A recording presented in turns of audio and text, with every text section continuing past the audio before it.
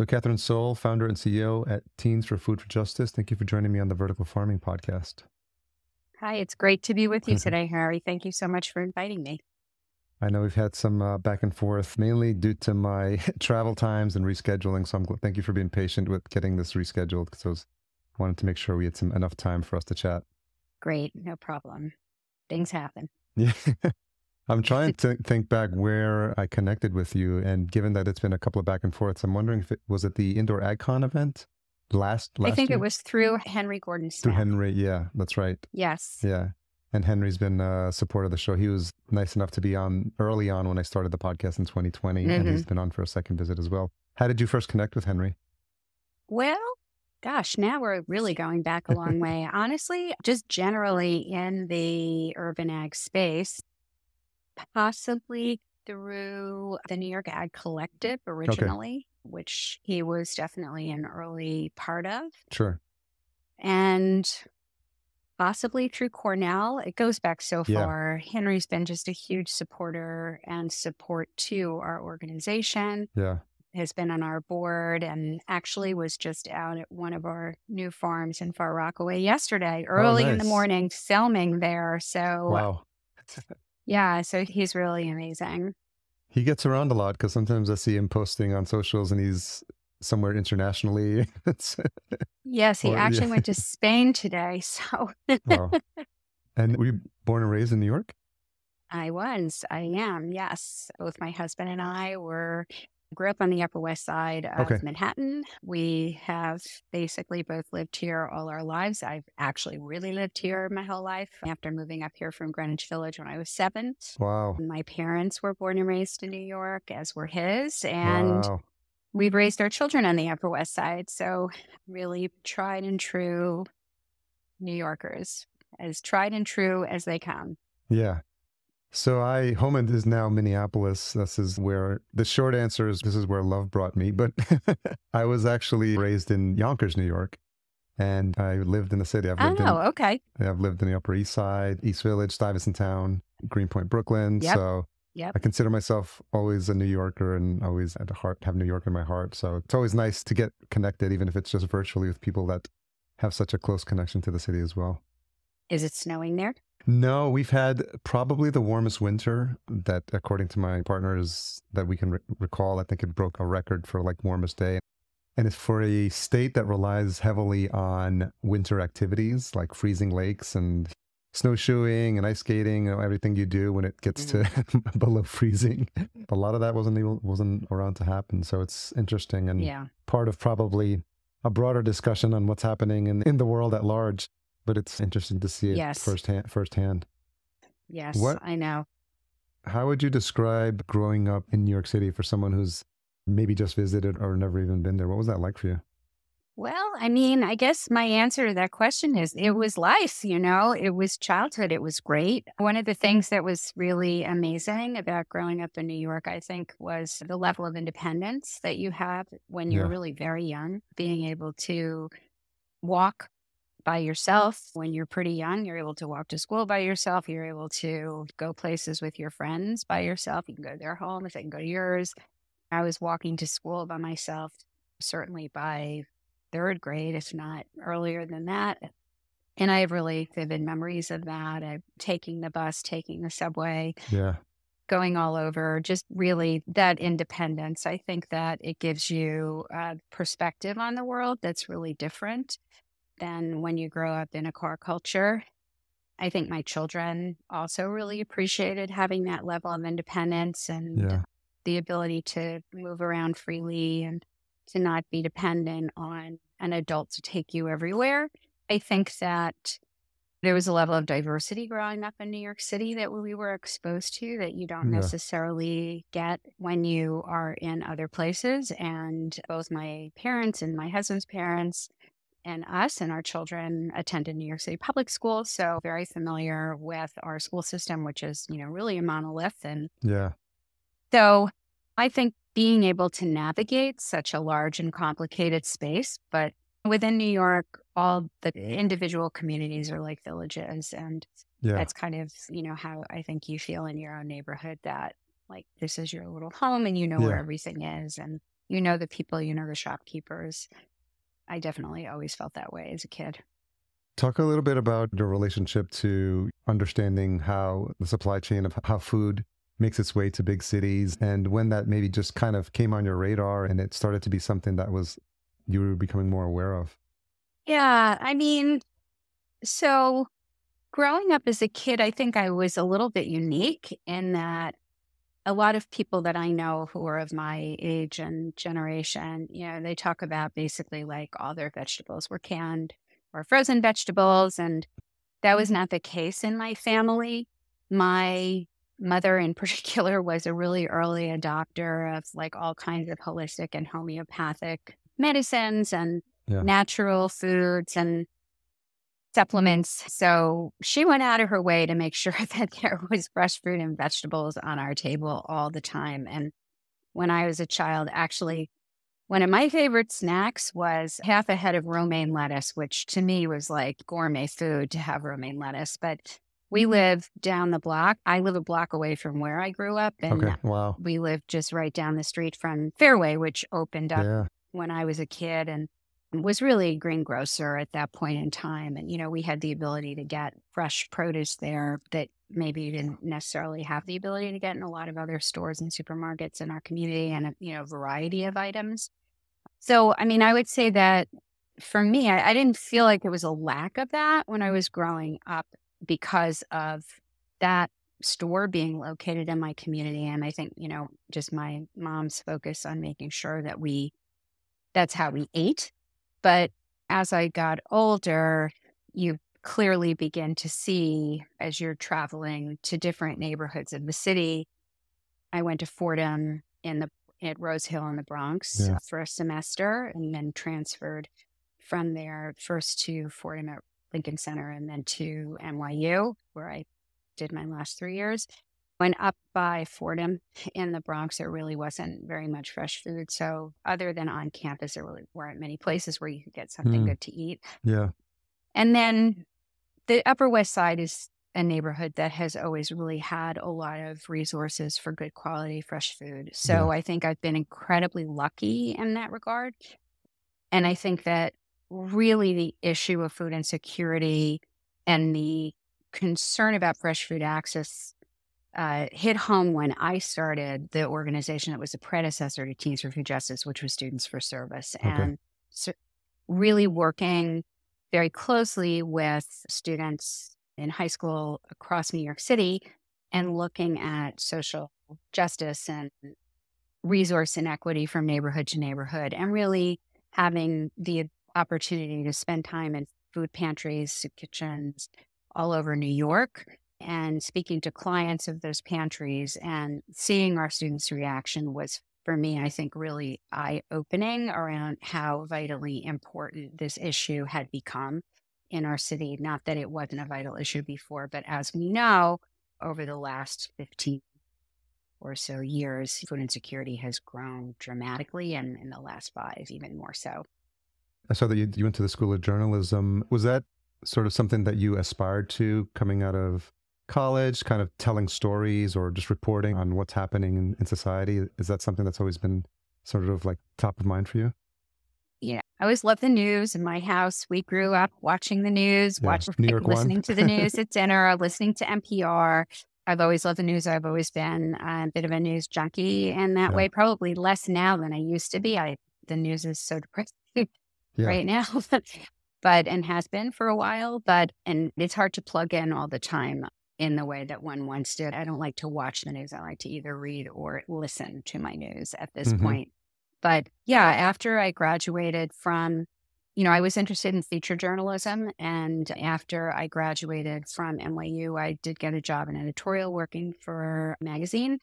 And I was an assistant and an associate editor it was a design and construction trade publication, which was an area and a field that like my family was involved with from its own internal business. And which tied into interests that I had, as well as giving me the opportunity to write and edit, which I really loved. But there was a point where I had the opportunity to go work in house for a company that was, a company in that trade and do marketing for them. So I Okay. did that for a while. And then I actually ended up going into my family business. My father got sick and he died very suddenly. Mm, And there was a void there. And yeah. so I went into that business and I kind of very quickly immersed myself in business management courses and learned all the things that I needed to know to run a small business. So that kind of prepared me early on for what I do now. Yeah. You mentioned the predecessor to Teens for Food Justice. What is the origin story for what is now Teens for Food Justice? So when my children were in middle school and high school, they had, as all do most New York City high school students, a requirement to participate in community service Okay. hours as part of their graduation requirement. And for myself and some of my friends, particularly one who is on the board of our organization since the beginning, we just didn't see that although they had these requirements to participate in community service, which is a really good thing, there weren't a lot of opportunities for them to really learn about social justice as part of that and to understand how social policy is made and how the organizations and agencies in our city that are tasked with addressing social injustice do their work. And we felt like it was very important to give young people the exposure to that and to give them the feeling that they were participating in a meaningful way in making positive change in their society. We also felt like there were very few opportunities in New York City, which is one of the most segregated school districts in New York City in the country, for kids of different backgrounds to come Mm, together, meet one another, and to share their experiences and to develop some common language yeah. around social justice. And so we created this organization called Students for Service, which was designed to connect students with agencies that were providing social services and to give those kids those kinds of real service learning and community service opportunities that would create them with policy, service, and advocacy Okay. going forward in their lives. And we did that for a few years and it got big. It got big very quickly. It was all volunteer. We didn't really have a strong funding model for it in place because we didn't expect it to turn into what it did. And we thought we've got to kind of drill down and focus on a specific area. We knew that our students were really concerned about how we were going to continue to feed a growing planet with shrinking resources, given the existing issues around healthy food access. And we connected with our board chair and the co-founder of Teens for Food Justice, Tara Smith Swibel, Okay. who was really focused on all kinds of practices that could upend farming. And she was very interested in hydroponics as a Mm, model. And we just thought, like, how can we connect this new technology of hydroponic growing to this service model and engage young people in it and kind of prepare them for what we felt was going to be a significant factor in the evolution of how we grow food.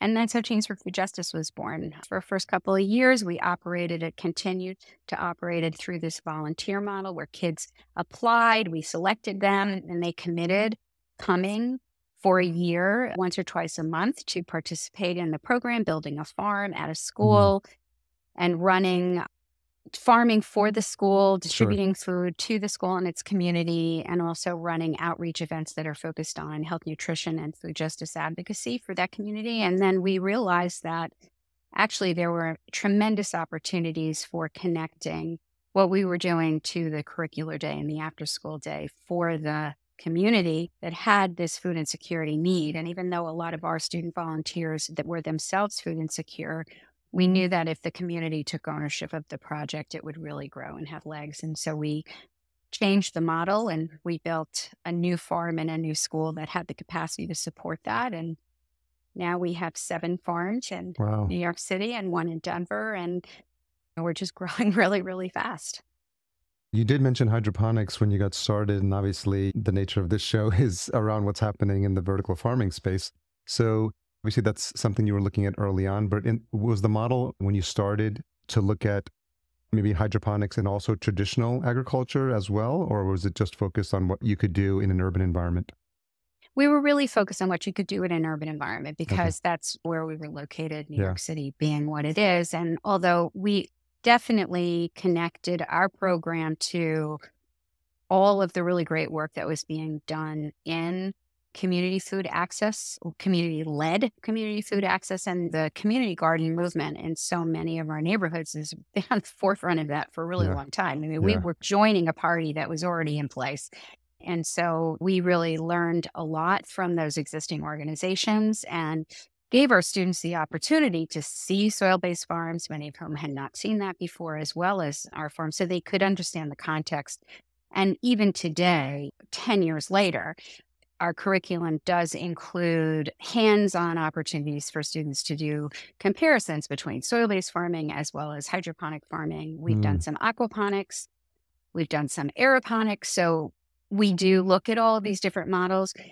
Hydroponic vertical farming is a very efficient solution for inside a school building, Yeah. right? Yeah. And so you can really grow a lot of food, and you can also provide a really rich technical and engineering experience for the students as part of that food access curriculum. So it wraps together all of the STEM concepts as well as the health and nutrition and the policy and advocacy. So it's really like a through line for the students that can start with the science of it and lead to the advocacy and activism, or it can start with the why Yeah. and the advocacy that comes from building a new model for producing food. And then what are the outputs of that? And what are the inputs from a scientific or technological point of view that make that possible? What was that learning curve for you getting started learning about hydroponics? And now, when you look at what's available now in terms of AI and robotics and what people are doing and reading Henry's newsletter, I'm sure you can just see how much has changed in the past 10 years. Oh my God. I mean, just from the point of view of like talking about the issue of food Yeah. deserts or food Yeah. insecurity, and even the word food deserts is basically like gone now. We've really moved beyond that to the idea of food apartheid and food swamps and all of these other issues, really trying to reframe the conversation. But in the beginning, I would talk about hydroponic growing. I would talk about food insecurity or food deserts, and people didn't know what I was talking about. There was so much, what is that? I don't Sure. know what that is. Now it's like the rare bird who doesn't Yeah. know what I'm talking about. These issues have become really hot topics. I think we hit the beginning of a wave. We were just very lucky in terms of the timing, and we also helped to drive that conversation. We helped to Hmm. build that wave. So I think that, I mean, everything has changed. When we started out, we didn't have any knowledge to build what we build today. And in fact, when we started building our own systems as opposed to purchasing from other people, we were learning. We were really putting it together. And our students were down on the ground building those systems with us. We have very talented people on our staff who have really invented this program, everything from the systems to our growing SOPs to our own proprietary farm dashboard software, Mm. our curriculum, new curricula all the time, our after school programming. This team has really created everything from scratch, from the ground up. And for me, that's the exciting part. I have like a natural entrepreneurial spirit. I'm Yeah. kind of a risk taker.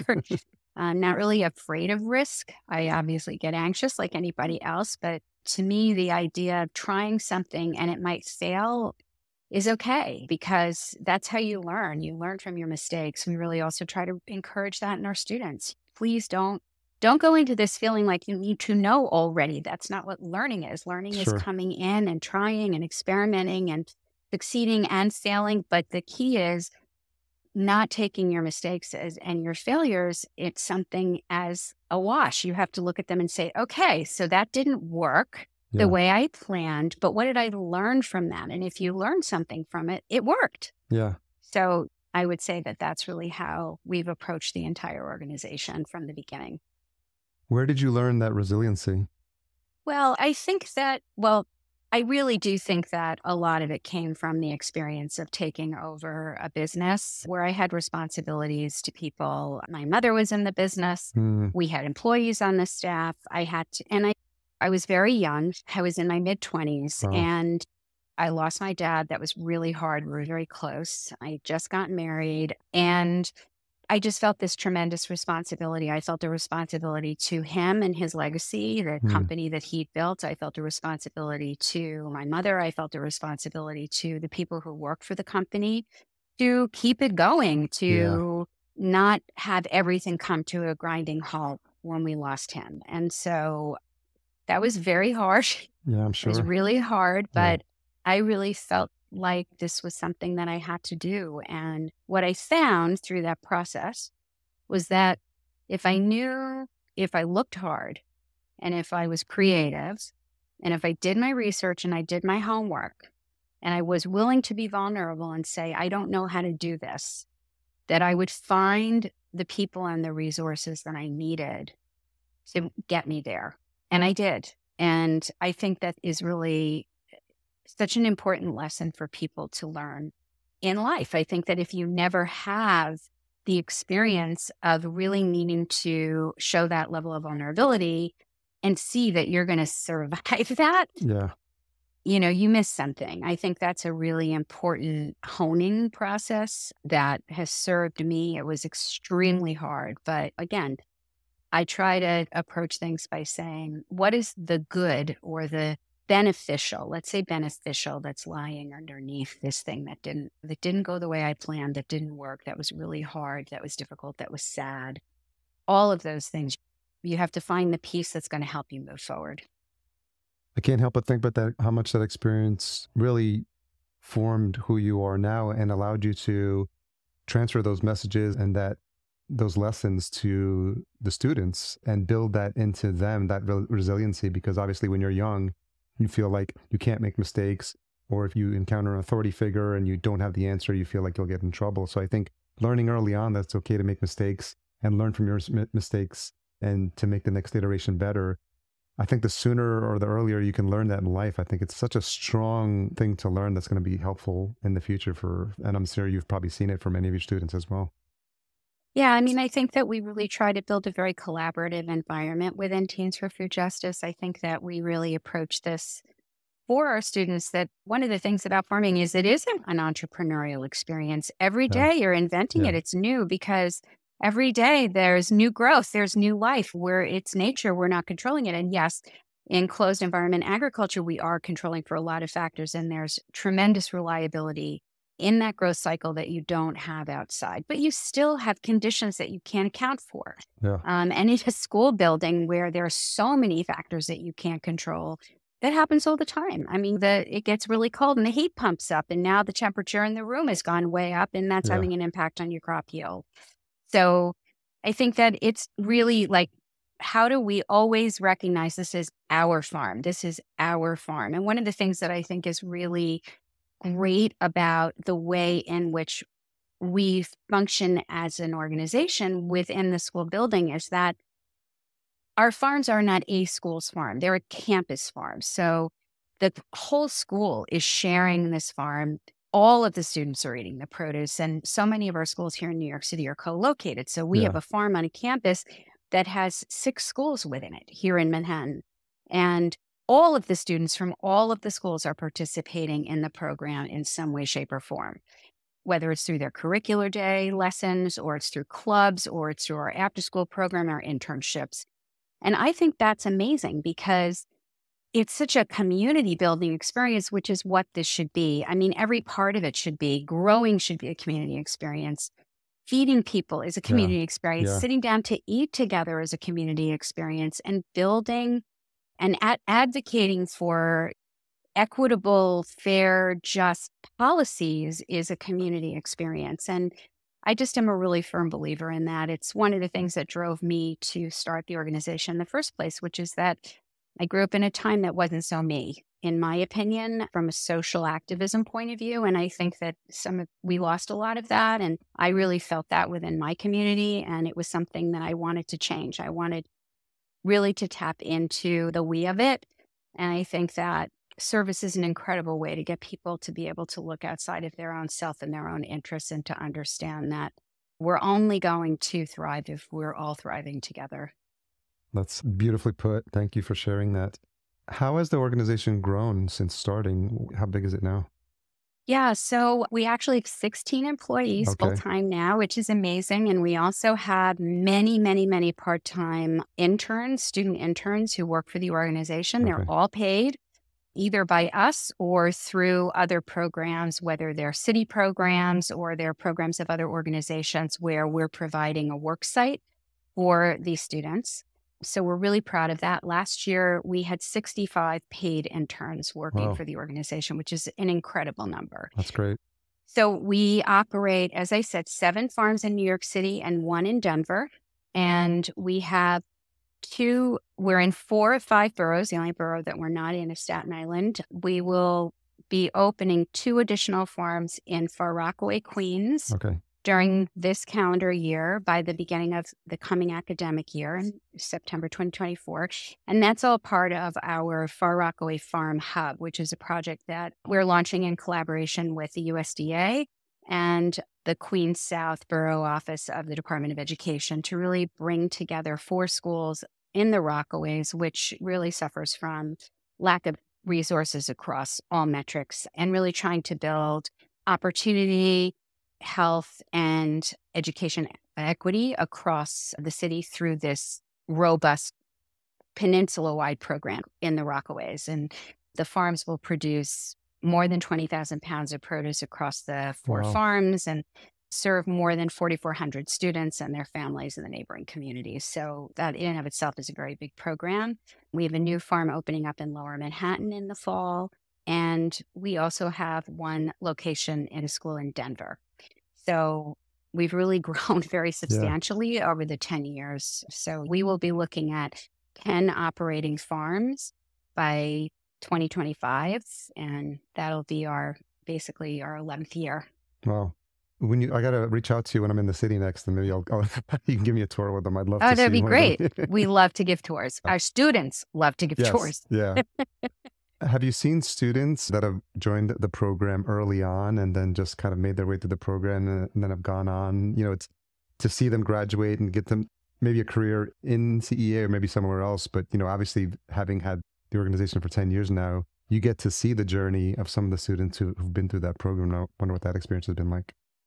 So I think that the really important thing to focus on is that we're not really focused on the exclusive outcome of students going through a program and becoming farmers, Yeah. right? First of all, CEA, particularly in New York, is minuscule, Yeah. tiny, nascent industry. Yeah. There aren't a lot of opportunities for students who graduate from our program to get jobs in that industry here in New York. And a lot of our students are not students who are moving out of New York, right?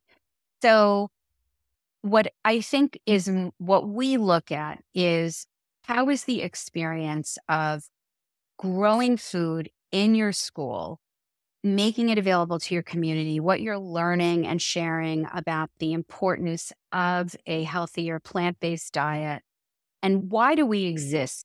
Why does our food system look like it does? And why is it designed to make healthy food available in some communities and lousy food available in others? And so where does that take you? Where does that take you as an adult? And so we've had kids who have gone on we have a student who went on to do a year of service in Israel and ended up working on a kibbutz. That was her choice because she Okay. wanted to continue in agriculture. Yeah. So that's a specific story about a kid who directly took the experience of farming in New York City to growing food elsewhere. Yeah.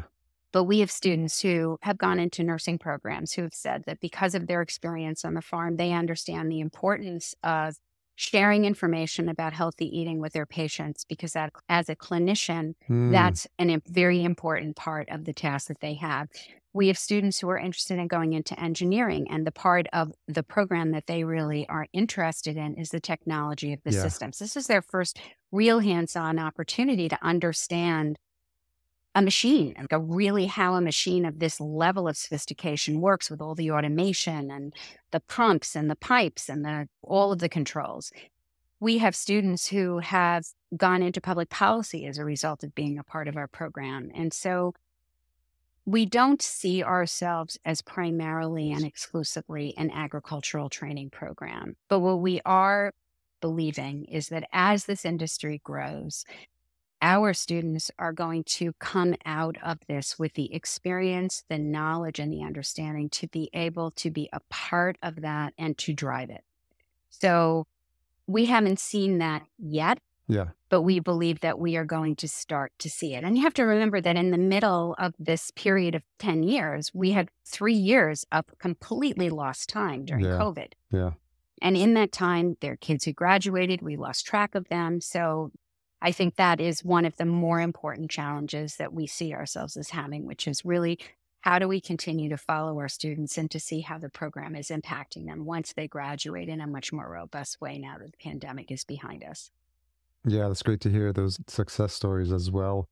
I started the show in 2020, just before the pandemic. Not This wasn't planned, and I just was interested in the topic, and I had connected to someone gave me a book that connected me to Dixon Despommiers' book, who a lot of people consider as the godfather of vertical farming. Right. And that's when I started the interviews. But then March 2020 is when I had my first one scheduled, right in the middle. Oh, And thankfully, no. kudos to my first early guests who continued to make time to get those recorded. But it was so interesting because immediately, to your earlier point, the concepts of supply chain disruptions and food deserts and last mile really skyrocketed to everyone's Right. attention, and then we were forced to. And then again with the Ukraine war, in terms of like, where's our food coming from? How much access do we have to fresh food? And Right. so the one positive that did come out of that was just this awareness and just the alarm bells being sounded that this is something that really, and you're seeing it firsthand in New York City, that this is something that needs to be top of mind for more people. Right. And so I was going to ask about the outreach, and you did mention the Denver school. So is that something that's intentional to grow this, or do you, just by nature of what you're doing, are you attracting the interest of other cities? I think it's both. Yeah. I mean, it's definitely both. The Denver expansion, which was started before the pandemic, like in probably late 2018, late 2017, early 2018. So that I had read an article that Denver was instituting a tax on highly processed food and was going to divert that into a fund for children's health. And our board chair grew up in Denver, and she is very connected with the Denver community. And I said, if anything was ever meant to be, it's this. And she was beyond excited that the idea that she could bring this program potentially to her hometown. She's a New Yorker now, but she grew up there. And so we reached out to people that we knew in the community and were connected with Denver Public Schools, and they were thrilled with the idea of this program immediately. I mean, Denver is an ag state. They have robust agricultural CT education across the state, but specifically in Denver, which is something that we don't really have in New York City. We're just starting to develop that. And so there was a really good fit. And so it just everything aligned there. And what I think is most important about that is that as a city, they were looking at this issue in a very holistic way. And I think that is for us really an important lesson, because we've also talked with other cities where there's interest on the part of a funder, there's interest on the part of a particular legislator or whatever it might be, or a developer. But I think you need to have it sort of baked into the philosophical culture of the city. This is an initiative that we are going to make primary with tax dollars. And that is for us, I think, what really made Denver succeed right out of the gate, made it easy for us to bring a program to life there, because it aligned with so many initiatives that they already had in place there and were instituting. So we are really interested in continuing to expand. And obviously, food insecurity is a problem that exists everywhere. So there is no place that can't use better food access and isn't going to benefit from training a new generation in how to build a healthy, sustainable, affordable, just food system. So we hope that there will be a lot more of such alignments between city policy and school and education policy and funding policy that will open up the doors for organizations like Teens for Food Justice to come in and to help to make that all possible. Sounds very exciting in terms of the potential for other cities, seeing what you've been able to put together and that partnership and getting them interested in possibly reaching, I'm sure, reaching out and maybe even hearing it on this episode to learn That what's would be happening. great. Yeah. I'm curious, obviously the experience you had having to take over your father's business and then the 10, almost 11 years with Teams for Food Justice. How have you grown as a leader over that time? Oh, wow. What a great question. Well, I like to think that always from the beginning, I was a really good team player That helps, yes. and very open to other people's ideas and not super directive.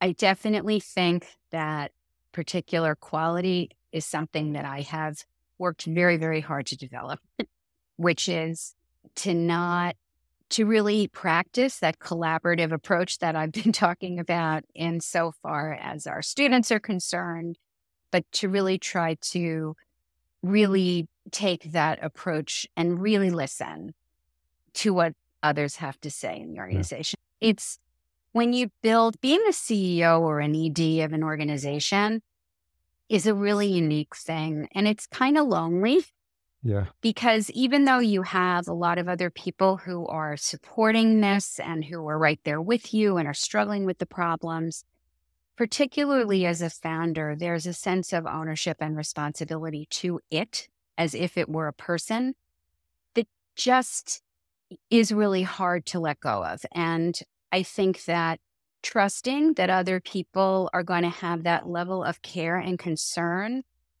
and willingness to really give themselves to this mission and to the entity as if it were a live human Yeah. in the way that you did because it came from you is hard. And I think that over time, I've really come to see that other people really care for this as much as I do, Mm, and that it has the ability to live on without me being the driver of everything, yeah. and learning how to let go and to trust that other people have it, which is how you get to 16 people. You Yeah. cannot do that if you aren't able to step away.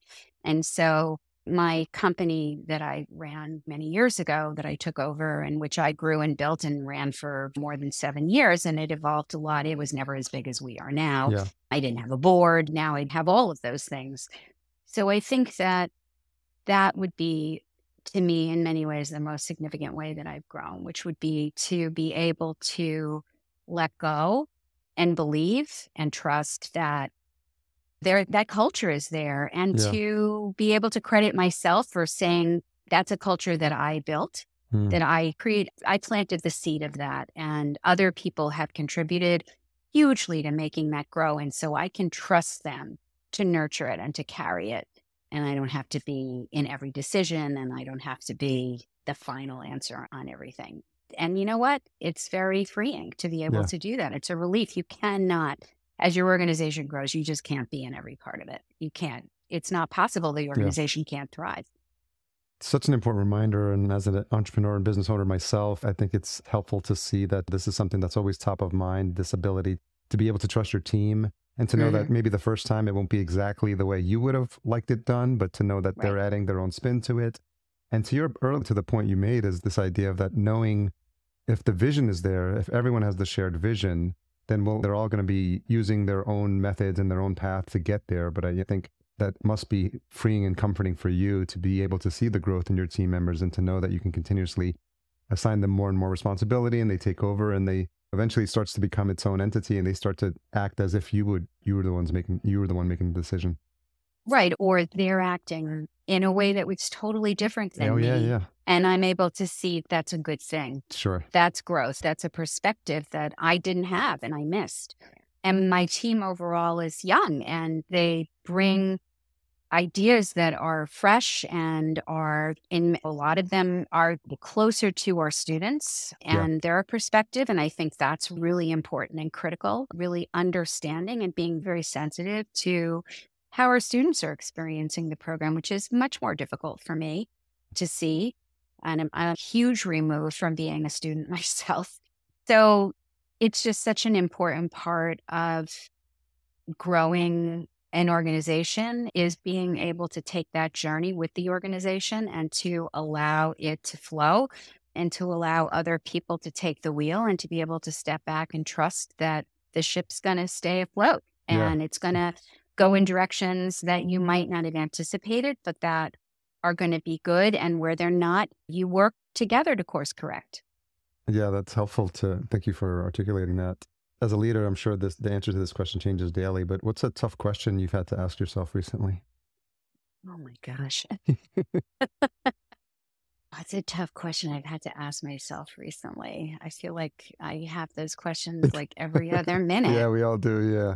Yeah. I mean, I think that the tough question that you're always having to ask yourself when you're running an organization, but particularly a not for profit organization, where the majority of the money that you have to do your work is coming from gifts, right? Whether they're grants or government funding or it's an individual giving, it's money that people are giving you to do your work. And I think that the hardest question that you always have is assessing whether or not the grant that you're being offered or the gift that you're being given or the opportunity that's arising, which is coming with funds that you could really use, is going to continue to move your mission forward in the way that you really believe is the right way. And that you collectively as a group within the organization agree is the right way. I think that it's so easy to have mission creep because the money is so necessary all the time. We're Yeah. always struggling to raise the money to do the work.